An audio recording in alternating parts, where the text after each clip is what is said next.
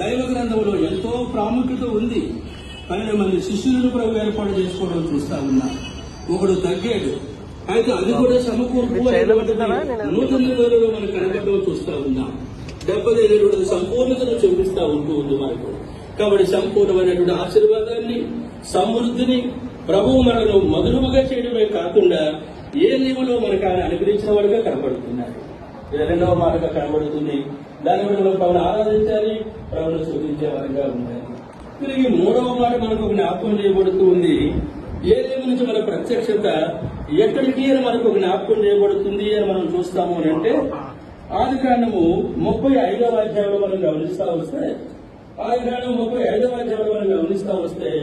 27వ వచనం, దైవ సేవకులుగా బాధ్యులైన సహోదరులుగా వచనాన్ని చూడండి.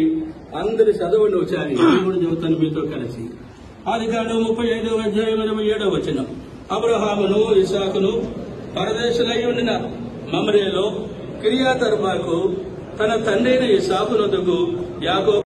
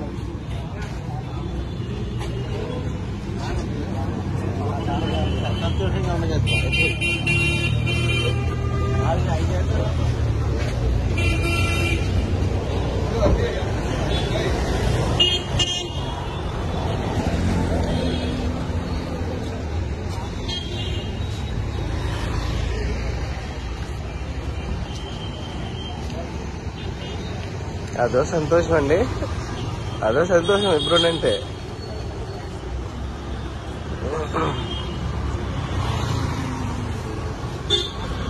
ప్రైవేట్ సెక్యూరిటీ పెట్టినట్టున్నారా? బ్లాక్ మండలు బ్లాక్ డ్రెస్లలో ఉన్నారు కదా.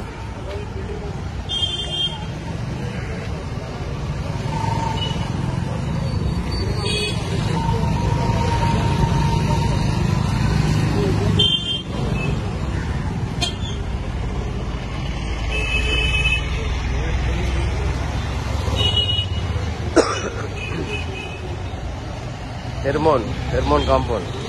ఇప్పుడు సేవకుల గుడికి కానీ అన్ని మీటింగ్ జరిగేది ఇక్కడే. మొత్తం ఫుల్ అయిపోయారండి.